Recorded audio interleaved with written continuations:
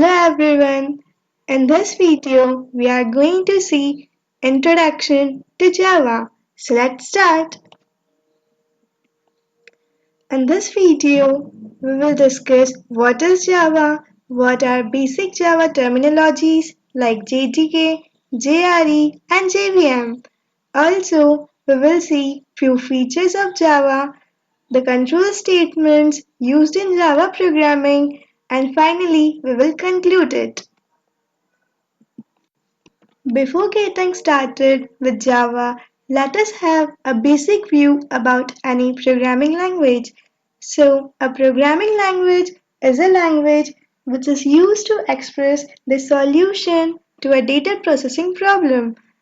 We can solve a data processing problem in computer using certain algorithms. So, Java is also a programming language which supports object-oriented concepts. It also supports modular programming approach and reusable codes. It was developed by James Gosling and Patrick Naughton.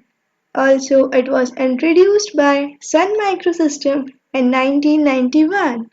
But presently, Java is owned by Oracle Corporations. Let's start with the Java terminologies. The first one is JDK. JDK stands for Java Development Kit. It provides a software development environment in which we can develop different Java applications and applets. Also, it can be treated as a combined package consisting of JRE, which is Java Runtime Environment, an interpreter or a loader, a compiler, an archiver, and a document generator for generating .doc files. Then comes JRE. JRE stands for Java Runtime Environment. It can be treated as an installation package in which we can provide an environment for executing Java applications at a terminal. Also, it is used by the persons who act as an end users and want to run their program at their own terminal. Hence, JRE plays an important role in executing a Java program. Then comes JVM. JVM stands for Java Virtual Machine. It plays a vital role in executing a Java application program. Also, we can run a Java program using JRE or JDK, but first it goes to the JVM and then JVM is responsible for executing the program line by line. Since it executes the program line by line, so it is also known as Java Runtime Interpreter. Now let us see few features of Java. The first one is platform independence.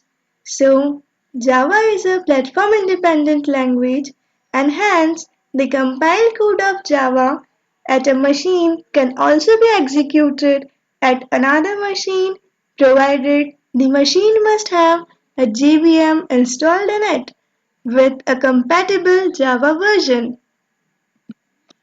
The second feature of Java is it is an object-oriented programming language. So, in Java programming, the programs are organized as a collection of objects in which each object represents an instance of a class. There are various concepts which are associated with object-oriented programming. Few of them are data abstraction, which is hiding irrelevant data from the user. Encapsulation, which is wrapping up of data into a single unit. Inheritance, which is inheriting the properties from one class to another. Polymorphism, which is assigning a similar name to many entities. The next feature of Java is robustness. Robustness simply means reliability.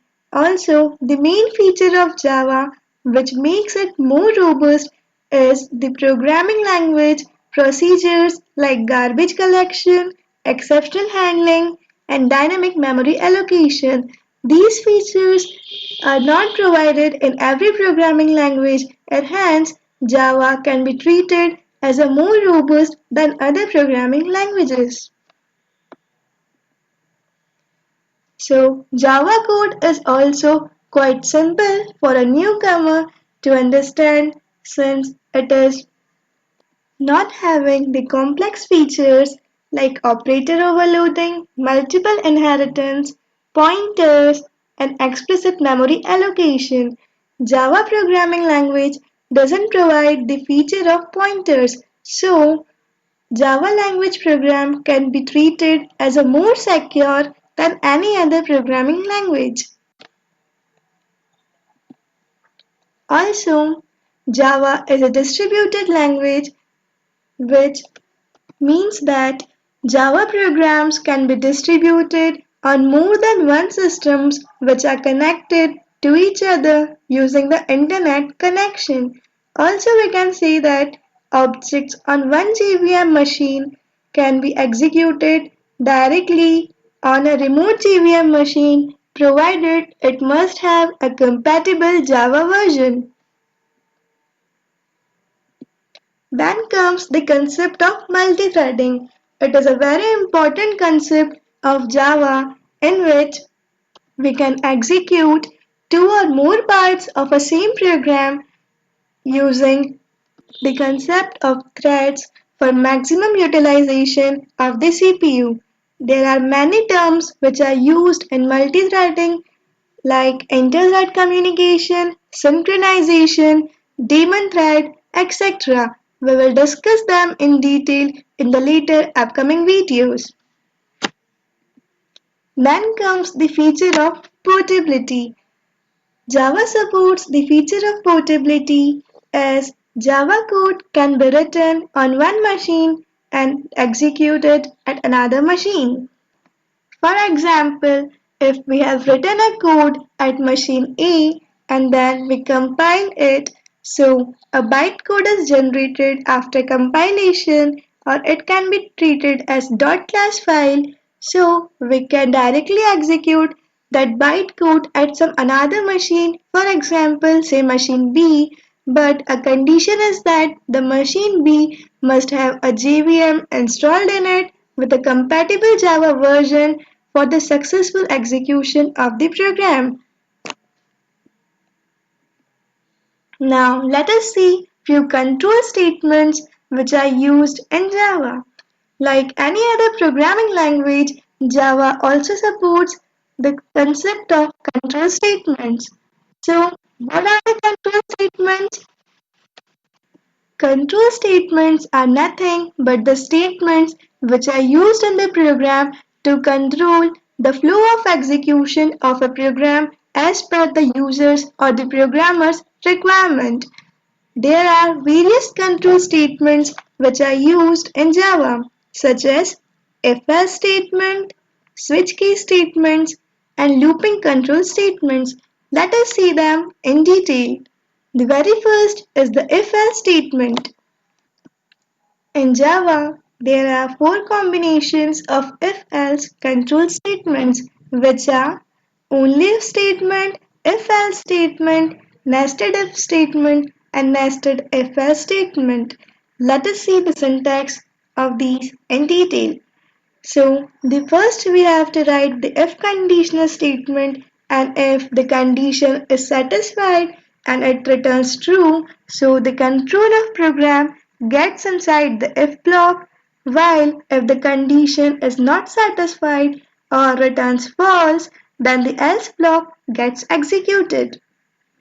We can have many combinations of the if-else statements, like we can specify a if condition inside a else block, or we can have multiple if conditions and a single else statement, or we can have many other combinations also as per our requirement.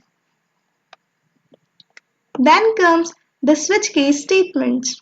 These control statements are used when we have multiple options available and we need to choose one among them. It is mostly used with the break keyword. But it is not compulsory to use a break keyword after every Java code written in the case block. But then too, it is advisory to use the break statements so that the other corresponding case blocks or the default block doesn't get executed. Let's see the syntax of such cases. First, we specify a variable or an expression whose value is compared with the case constant, and if it returns true, so the corresponding Java code gets executed. But if the match doesn't occur between the case constant and the variable, then the default block written gets executed. Now let us see some looping control statements. Java provides three types of looping statements, which are for loop, while loop, and do while loop. In for loop, a three-step approach is followed, in which first we initialize the loop counter to a value, and then we check the conditional statement specified in the for loop, and that statement must be satisfied so that the controller program goes inside the for block. But if the statement returns true and the condition is not satisfied, then the statement written after the for block gets executed. Also, after every successful execution of the for block, we execute the increment and decrement operation specified in the for statement. The second loop is the while loop. In while loop, the condition is evaluated first, and then if it returns true, then the statements written inside the while loop are executed. But if the condition gets false, then the control comes out of the loop and the next statement written after the while loop gets executed. So here the increment and the decrement operations as per requirement are written inside the loop body itself. The third one is the do while loop. In the do while loop, the condition gets evaluated after the execution of the statements which are written inside the loop body. This means that at least the do block gets executed once in the program, and after, if the condition written with the while statement returns true, then the control gets transferred to the do block, or else it jumps to the next statement written after the do while loop. So, in this video, we have seen that JDK is Java Development Kit, which includes Java Runtime Environment, which happens to be a loader or an interpreter necessary for execution of a program, and it also consists of a compiler, a documentation generator, an archiver for generating jar files, and other relevant tools which are required for the development of Java application. We have also seen few features of Java like platform independence, object-oriented programming, multi-threading, distributed environment, simple and secure code of Java, reliability, portability, and robustness. Also, we have seen few control statements in Java which are used to execute a block of statements based on certain situations as per our requirement. Few control statements which are provided in Java are if-else statement, switch case statements, and looping branch control statements like for loop, while loop, and do while loop. This came to the end of our video. So do share the video with others if you find it helpful. Also, stay tuned with us for the other upcoming videos. And at last, thanks for watching.